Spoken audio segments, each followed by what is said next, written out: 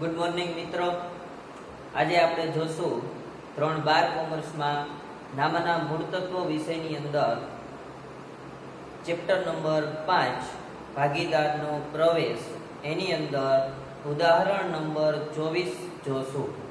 તો જોઈએ આપણે ઉદાહરણ નંબર 24 ની સૌપ્રથમ રકમ એક વખત વાંચી લેજો. રકમમાં આપણને આપેલું છે કાન્હા અને કવિશા 2:3 ના પ્રમાણમાં નફો નુકસાન વહેંચતા ભાગીદારો છે. તેમનું પાકું સરવૈયું નીચે પ્રમાણે આપેલું છે. અને પછી પાકા સરવૈયા પછી આપણને આપેલું છે કે તારીખ 1/4/2016 ના રોજ તેઓએ પાલખીને ભાગીદારીમાં પ્રવેશ આપ્યો. તો પ્રવેશની શરતો નીચે પ્રમાણે છે. એટલે કે પહેલા 2 ભાગીદાર હતા, કાન્હા અને કવિશા, અને હવે નવો ભાગીદાર છે એ પાલખી ભાગીદારી પેઢીની અંદર પ્રવેશ કરે છે. તો દાખલો ગણવાની શરૂઆત કરીએ આપણે. સૌપ્રથમ મૂડી દેવા બાજુથી શરૂઆત કરશું. મૂડી દેવા બાજુએ આપણને આપેલું છે મૂડી કાન્હા અને કવિશા 80,000 અને 1 લાખ. તો આપણે ભાગીદારોના મૂડી ખાતામાં જમા બાજુએ લખશું. ભાગીદારોના મૂડી ખાતામાં જમા બાજુએ બાકી આગળ લાવ્યા. કાન્હા અને કવિશામાં આપણને આપેલું છે 80,000 અને 1 લાખ. તો લખશું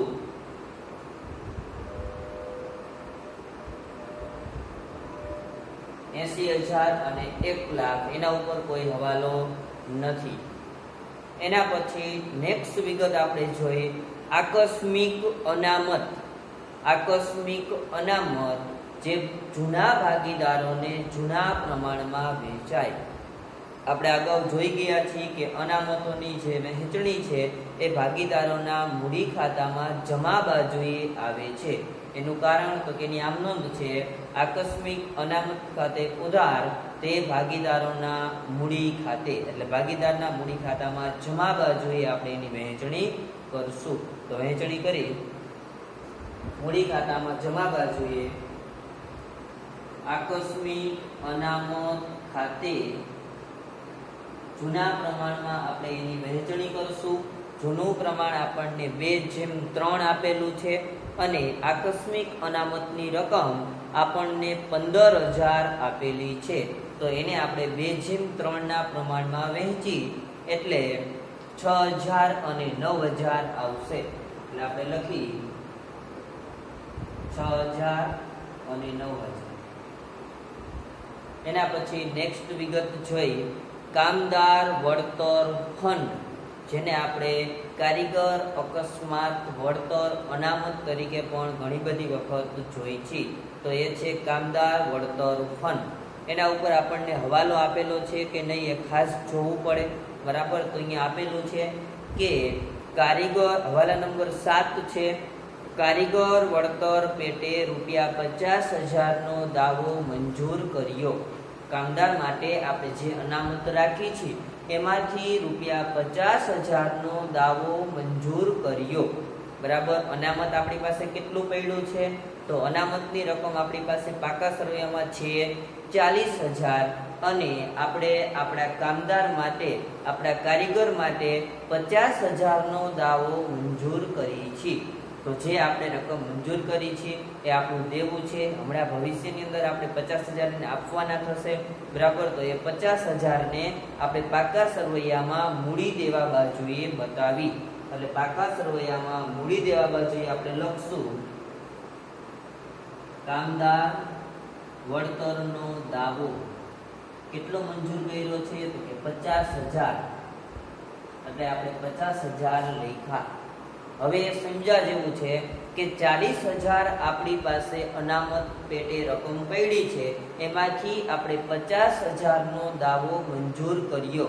તો ભાગીદારો વચ્ચે કોઈ રકમની આપણે વહેંચણી કરવી પડશે નહીં. ઉલટાનું આપણને 10,000 નું નુકસાન થશે. એ નુકસાનને આપણે પુનઃ મૂલ્યાંકન ખાતામાં ઉધાર બાજુએ બતાવશું. કારણ કે જે નુકસાનવાળી વિગતો છે એ આપણે પુનઃ મૂલ્યાંકન ખાતામાં ઉધાર બાજુએ બતાવી છે.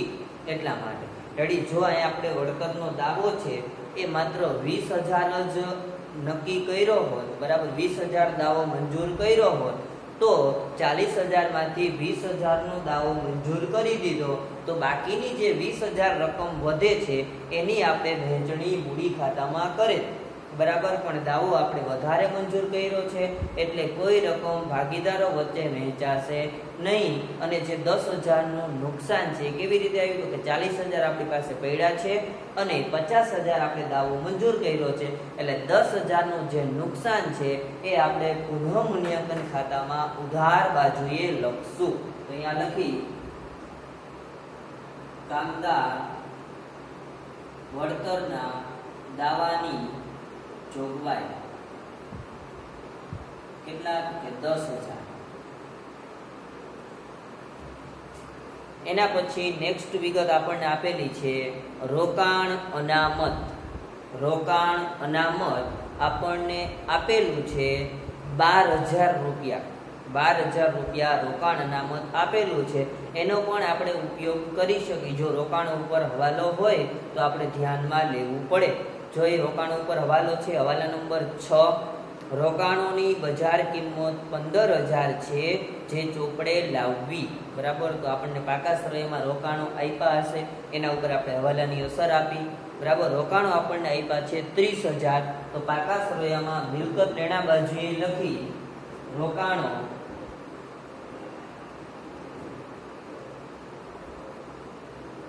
આપણને જે રોકાણો પાકા સરવૈયામાં આપ્યા છે એ આપણે લખ્યા રોકાણો 30,000. હવે હવાલામાં એવું છે કે રોકાણોની બજાર કિંમત 15,000 છે જે ચોપડે લાવવી, બરાબર. તો આપણે 15,000 કરી નાખશું આના. તો રોકાણોના જે 30,000 હતા એમાંથી આપણે 15,000 કિંમત નક્કી કરી નાખી. તો કેટલાનો ઘટાડો થયો તો કે 15,000 નો, એટલે લખશું માઇનસ ઘટાડો 15,000, એટલે 12 ના કોલમમાં રકમ આવશે 15,000. તો રોકાણોની જે કિંમત છે એ 15,000 બજાર કિંમત થઈ ગઈ. રેડી. હવે આપણે આ ઘટાડાની અસર મિલકતનો ઘટાડો પુનઃમૂલ્યાંકન ખાતામાં ઉધાર બાજુ આવે, કારણ કે આપણું નુકસાન છે, બરાબર. પણ 15,000 આપણે નુકસાન નહીં બતાવી, કારણ કે આપણી પાસે રોકાણ અનામત જે છે એ 12,000 પડી છે. તો 12,000 નો આપણે એમાં માંડી વાળશું. 15,000 માંથી 12,000 નું નુકસાન રોકાણ અનામતમાં માંડે વળાઈ જશે, બરાબર. તો કેટલાનું નુકસાન ગયું તો કે 3,000 નું જ નુકસાન જાય છે. તો એ 3,000 ના નુકસાનને પુનઃમૂલ્યાંકન ખાતામાં ઉધાર બાજુએ બતાવવું પડે. એટલે આપણે લખશું રોકાણો ખાતે 3,000 રૂપિયા. હવે રોકાણ અનામતની કાંઈ વહેંચણી થશે નહીં, કારણ કે આપણે એનો ઉપયોગ કરી લીધો છે. એના પછી નેક્સ્ટ વિગત આપણને આપેલી છે લેણદારો આપણને 50,000 આપેલા છે. એના ઉપર પણ હવાલો છે કે લેણદારોમાંથી 10% લેણદારો ચૂકવવા પડશે નહીં, બરાબર. એટલે કે 8મો હવાલો આપણને આપેલો છે કે લેણદારોમાંથી 10%ના લેણદારોને ચૂકવવા પડશે નહીં. તો આપણું જે દેવું હતું એની અંદર ઘટાડો થયો, એટલે કે 10% રકમ આપણે ચૂકવવાની નથી, તો આપણો ફાયદો છે. એટલે આપણે એને પુનઃમૂલ્યાંકન ખાતામાં જમા બાજુએ લખશું અને લેણદારોમાં એટલો ઘટાડો છે એ આપણે પાકા સરવૈયામાં બતાવશું. તો લેણદારો આપણે લખી મૂડી દેવા બાજુએ લેણદારો આપણને 50,000 આપેલા છે, એટલે 50,000 પહેલા આપણે લખ્યા. હવે એમ કીધું છે કે લેણદારોમાંથી 10% રકમ ચૂકવવી પડશે નહીં, બરાબર. તો 10% એટલે કેટલા થાય 5,000. તો આપણે લખશું માઇનસ ઘટાડો 50,000 ના 10% એટલે 5,000. તો કેટલા ચૂકવવા પડશે તો 45,000. આ 5,000 નો જે ઘટાડો છે એ એવું બતાવે છે કે દેવામાં ઘટાડો થયો. તો દેવામાં ઘટાડો એ આપણો ફાયદો છે. ફાયદો થાય તો પુનઃમૂલ્યાંકન ખાતામાં જમા બાજુએ ત્યાં આપણે લખી લેણદારો ખાતે 5,000 રકમ. એના પછી નેક્સ્ટ વિગત આપણને આપી છે ઘાલખાધ અનામત, બરાબર. તો એનો પણ આપણે ઉપયોગ કરી શકીએ. ક્યારે ઉપયોગ કરી શકીએ? જો આપણને ઘાલખાધ પડે, બરાબર. એટલે કે આપણા ધંધાની અંદર ઘાલખાદ પડે, આપણા દેવાદારો આપણને રકમ ન આપે તો આપણે એનો ઉપયોગ છે એ કરી શકીએ, બરાબર. તો જોઈ આપણે હવાલો એના ઉપર છે, પાંચમો હવાલો છે, દેવાદારોમાંથી ₹6,000 ઘાલખાદ તરીકે માંડી વાળવા, બરાબર. તો એ હવાલાની અસર આપશું ત્યારે આપણે ઘાલખાદ અનામતનો ઉપયોગ કરશું. રેડી? તો અત્યારે આપી જ દઈ. દેવાદારો આપણને આપ્યા છે પાકા સરવૈયાની અંદર, દેવાદારો 66,000 આપ્યા છે, એ આપણે મિલકત એના બાજુએ લખી. દેવાદારો 66,000. હવે જોઈ હવાલો કે દેવાદારોમાંથી ₹6,000 ઘાલખાદ તરીકે માંડી વાળવા. ઘાલખાદ આપણું નુકસાન છે, દેવાદારોમાંથી બાદ કરી માઈનસ ઘાલખાદ કેટલા, તો કે 6,000 ઘાલખાદ તરીકે આપણે માંડી વાળીએ એટલે આપણે ચાલુ દેવાદારો 60,000 લઈએ. હવે આ નુકસાનની આપણે અસર દેવાની છે. ઘાલખાદ એ આપણું નુકસાન છે, નુકસાન છે એ નફા નુકસાન ખાતામાં ઉધાર બાજુએ બતાવાય, પણ ઘાલખાદ અનામત આપણી પાસે કેટલી પડી છે, તો કે ₹3,000. આપણે જે પાકા સરવૈયામાં મૂડી દેવા બાજુએ હમણાં વિગત જોતા હતા એ 3,000 ઘાલખાદ અનામત છે, અને આપણું નુકસાન કેટલું છે, તો કે 6,000. ઘાલખાદ 6,000 ની છે, તો ઘાલખાદ અનામતમાંથી આપણે 3,000 નુકસાન માંડી વાળી, બરાબર.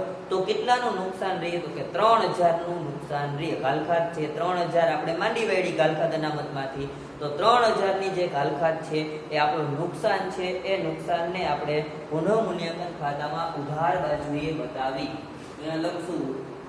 ઘાલખાદ ખાતે 3,000. હવે ઘાલખાદ અનામત આપણે બતાવશું નહીં, કારણ કે એનો આપણે ઉપયોગ કરી લીધો 3,000 નો. 3,000 નું નુકસાન અહીંયા બતાવી દીધું. એના પછી હવે આપણે મિલકત લેણા બાજુ જોઈ. મકાન આપણને આપેલું છે, બરાબર. મકાન ઉપર જો આપણને હવાલો આપ્યો હોય તો આપણે અસર આપવી પડે. મકાન ઉપર કોઈ હવાલો છે નહીં, તો મકાનને આપણે એમને લખી નાખશું. મિલકત લેણા બાજુ આપણને 1,10,000 આપ્યું છે, તો મકાન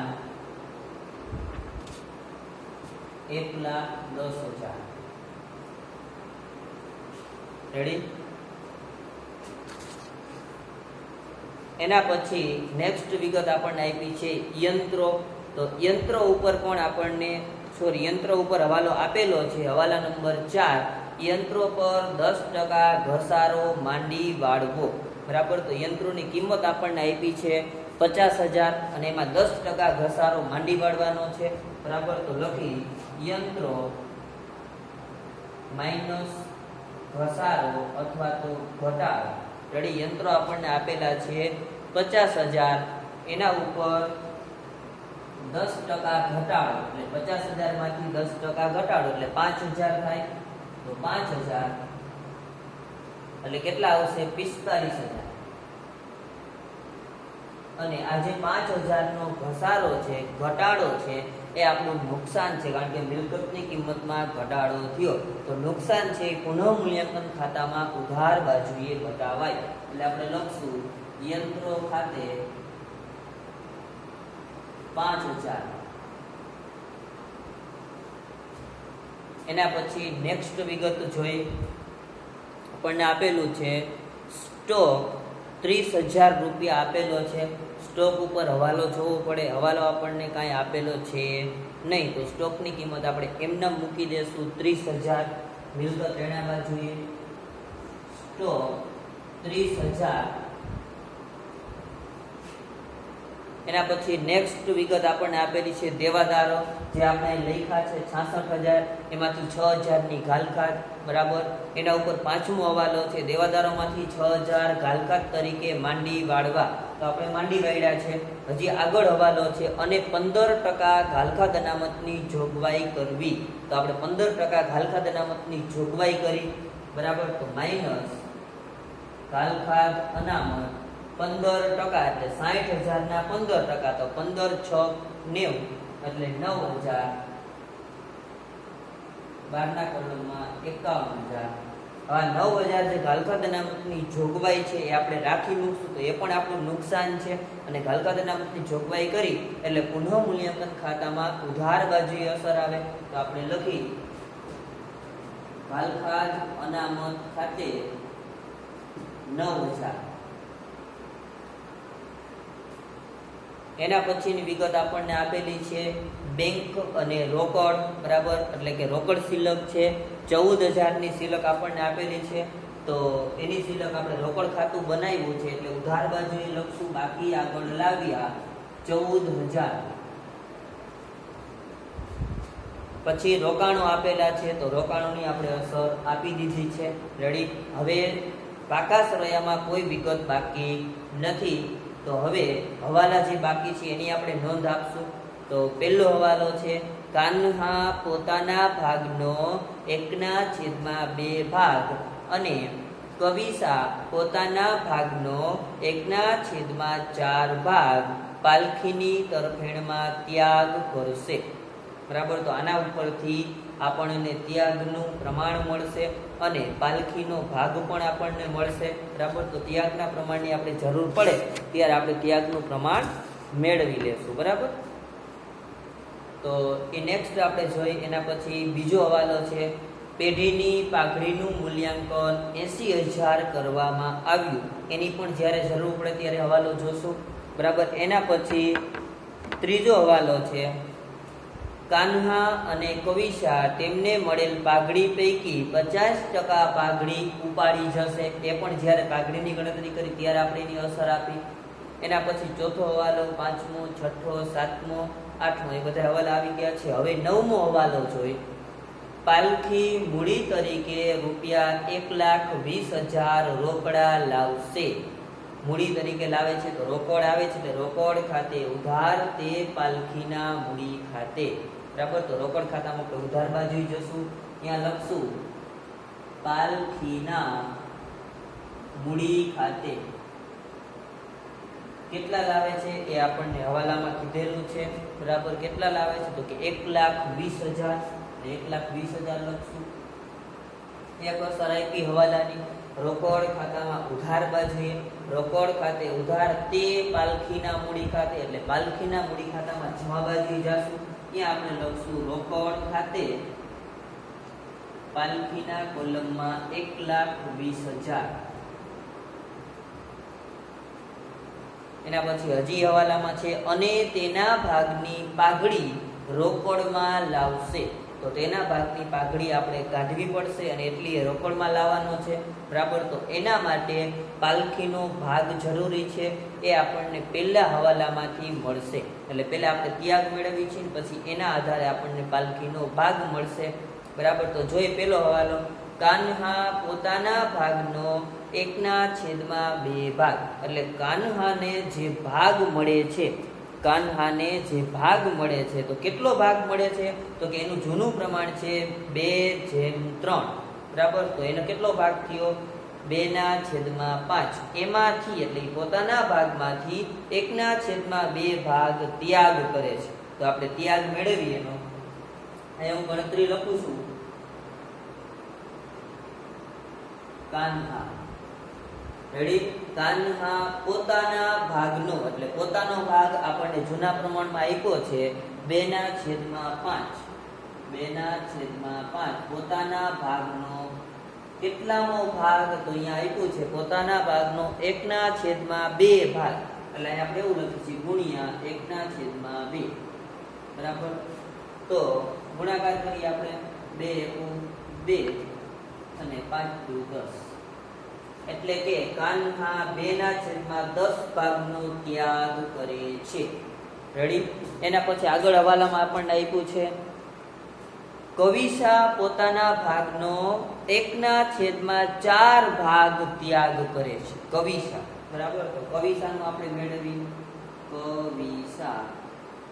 કવિસાનો ત્યાગ પોતાના ભાગનો, એટલે કે 3/5 એનો ભાગ છે, ગુણ્યા પોતાના ભાગનો 1/4 ભાગ, એટલે આપણે લખશું 1/4. એની ગણતરી કરી 3 × 3 અને 5 × 20. રેડી. તો 1/20 છે, 1/10 છે, એટલે આપણે ત્યાગનું પ્રમાણ નહીં મેળવી શકીએ. તો આપણે છેદ સરખા કરી 20 છે તો અહીંયા પણ આપણે 20 લાવી દઈએ. બરાબર.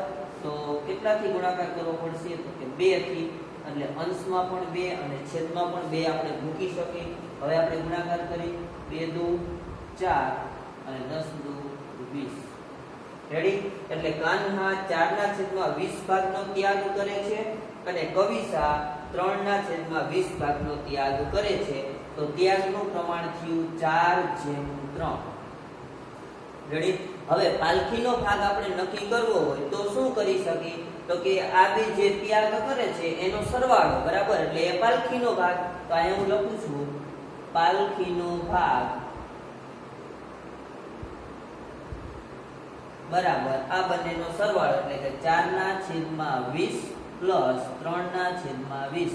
તો છેદ સરખો છે એટલે આપણે સરવાળો કરશું 7/20. તો પાલખીનો જે ભાગ છે એ 7/20 છે. કારણ કે અહીંયા આપણને નફા નુકસાનનું નવું પ્રમાણ નથી આપ્યું, એટલે આપણે પાલખીનો ભાગ કાઢવો જરૂરી છે. હવે બધા હવાલાની અસર આપણે આપી શકશું. બીજો હવાલો છે, પેઢીની પાઘડીનું મૂલ્યાંકન 80,000 કરવામાં આવ્યું. એમાંથી આપણે કોના ભાગની પાઘડી કાઢશું? તો કે પાલખીના ભાગની, બરાબર? તો આપણે અહીંયા કાઢી છીએ પાલખીના ભાગની પાઘડી. પેઢીનું મૂલ્યાંકન 80,000 થી થયું. 80,000 ગુણ્યા પાલખીનો ભાગ અહીં મેળવ્યો આપણે 7/20. રેડી? નો ગુણાકાર કરી 8 સત્તા 56. 8 સત્તા કેટલા થશે? 56. 8 સત્તા 56 એટલે 56,000 ભાગ્યા 2 તો 28,000. એટલે કે પાલખીના ભાગની પાઘડી છે 28,000.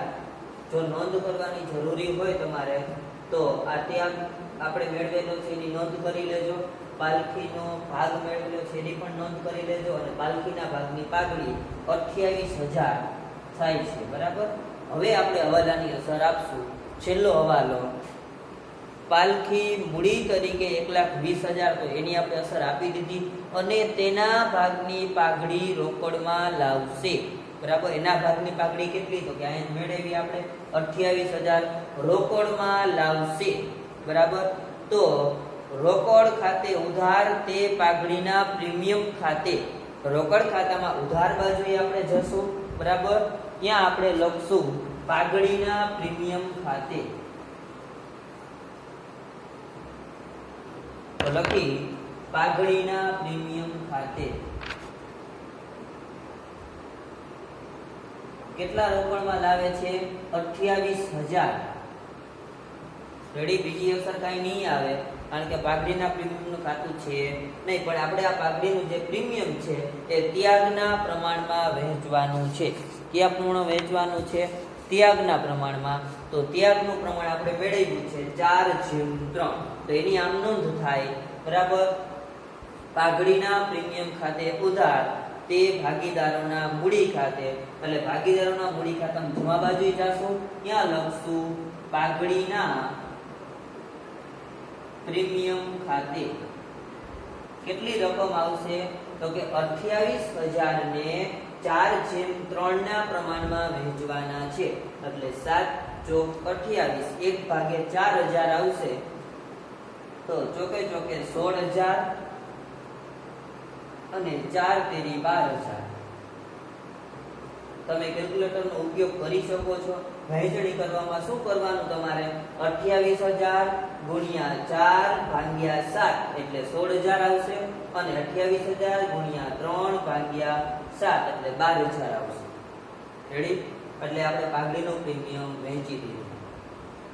એના પછી હવે એક હવાલો બાકી છે, બરાબર? હવાલા નંબર 3, કાન્હા અને કવિસા તેમને મળેલ પાઘડી પૈકી 50% પાઘડી ઉપાડી જશે, એટલે રોકડમાં લઈ જશે, બરાબર? તો એને કેટલી પાઘડી મળી?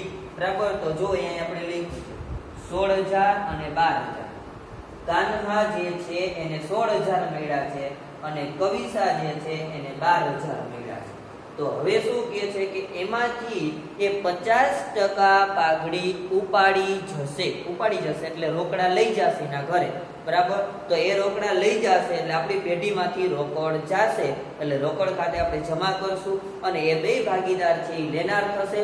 રકમ લઈ જાય છે તો ભાગીદાર લેનાર થાય ને, બરાબર? એટલે એની આમ નોંધ થાય ભાગીદારોના મૂડી ખાતે ઉધાર તે રોકડ ખાતે. તો આપણે મૂડી ખાતામાં ઉધાર બાજુએ જશું, બરાબર, ત્યાં લખશું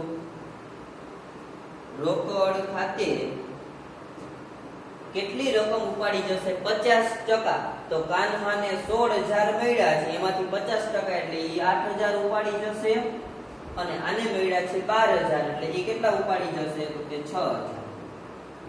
રેડી? આની બીજી અસર, તે રોકડ ખાતે, એટલે રોકડ ખાતામાં આપણે જમા બાજુ જવું પડશે, ત્યાં લખવું પડશે કાન્હાના મૂડી ખાતે અને કવિસાના મૂડી ખાતે. તો જાય કાન્હાના મૂડી ખાતે. કાન્હાના મૂડી ખાતે કેટલા? તો કે 8,000 અને કવિસાના મૂડી ખાતે 6,000. રેડી? હવે આપણો કોઈ હવાલો બાકી રહેતો નથી. હવે આપણે બધા જ ખાતાઓ છે એ બંધ કરી દેશું. સૌપ્રથમ પુનઃ મૂલ્યાંકન ખાતું બંધ કરી, બરાબર, તો જોઈએ અને તમને ખબર પડી જશે કઈ બાજુ સરવાળો વધારે આવે.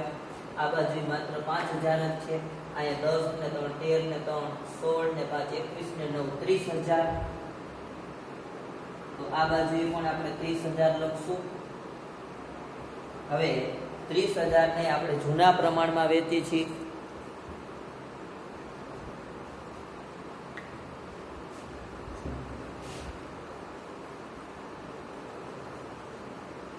હવે બંને બાજુએ આપણે કેટલા લખ્યા? કે 30,000. હવે આ બાજુએ આપણને તફાવત મળશે. 30,000 માંથી 5,000 જાય એટલે 25,000.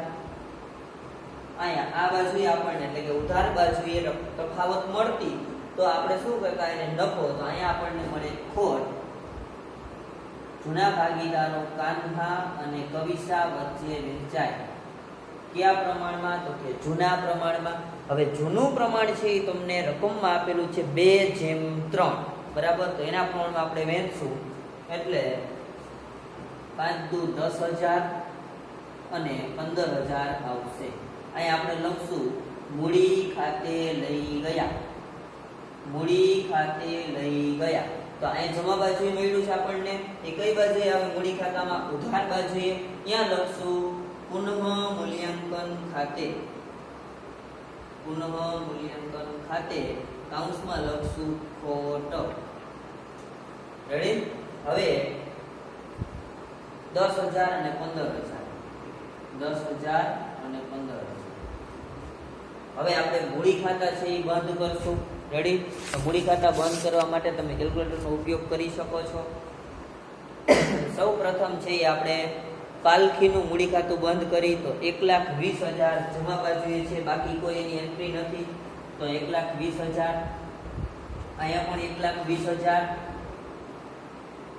અને ઉપર 0 બાદ એટલે 1,20,000 જ આવશે. રેડી? અહીંયા આપણે લખશું બાકી આગળ લઈ ગયા, જેને આપણે આખરની બાકી કહી છીએ. બાકા સરવૈયામાં મૂડી દેવા બાજુએ બતાવી છે. રેડી? પછી છે એ કવિસાનું મૂડી ખાતું આપણે બંધ કરી, તો એનો સરવાળો આવશે 1,21,000. 12 9 21, 1,21,000. અહીંયા પણ 1,21,000. 1,21,000 માંથી 15 ને 6 21,000 જાય એટલે 1,00,000 આવશે. એની બાકી 1,00,000 છે. એના પછી આનો સરવાળો કરો તમે 80 6 86 6 92 1,20,000. 1,02,000. રેડી? અહીંયા પણ 1,02,000. 1,02,000 માંથી 10 ને 8 18,000 બાદ કરો, બરાબર, એટલે એની બાકી આવશે એટલે 84,000. તો આ જે બાકી છે એ આપણને મૂડી ખાતામાં ઉધાર બાજુએ તફાવત મળ્યો છે. ઉધાર બાજુ તફાવત મળે એટલે જમા બાકી કહેવાય. જમા બાકી પાકા સરવૈયામાં મૂડી દેવા બાજુએ આપણે બતાવી છે. તો અહીંયા આપણે બતાવી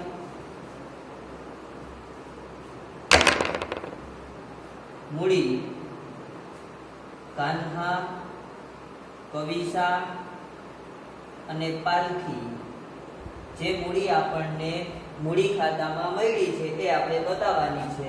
રેડી? તો બતાવી 84,000, 1,00,000, 84,000, 1,00,000 અને 1,20,000. આનો સરવાળો કરી પાકા શ્રેયમાં મૂડી દેવા બાજુએ મૂકવાનો છે. બરાબર 3,04,000. આપણું એક ખાતું હજી ઉપર બાકી છે, રોકડ ખાતું બંધ કરશું.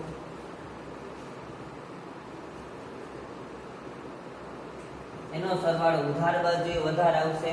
બરાબર 1,62,000. અહીંયા પણ 1,62,000. 1,62,000 આવ્યા, એમાંથી ઉપરની રકમ બાદ કરી એટલે આવશે 1,48,000. બાકી આગળ લઈ ગયા. રોકડ ખાતાની બાકી આપણને જમા બાજુએ તફાવત મળ્યો. આ જમા બાજુએ 1,48,000 મળ્યા, એટલે કે કોઈ પણ ખાતાની જમા બાજુએ આપણને તફાવત મળે તો એને ઉધાર બાકી કહેવાય. બરાબર, તો ઉધાર બાકી પાકા સરવૈયામાં મિલકત લેણા બાજુએ આપણે બતાવશું. ત્યાં લખશું રોકડ શિલક 1,48,000. હવે આપણે પાકા સરવૈયાનો સરવાળો બંને બાજુએ કરશું એટલે 3,99,000 આવશે. તમે ચેક કરી લેજો, જો ન આવે તો કમેન્ટ કરજો કે આમાં કઈ ફોલ્ટ હતો. 3,99,000. 3,99,000 સરવાળો આપણો આવી જાય એટલે આપણો દાખલો સાચો. Thank you.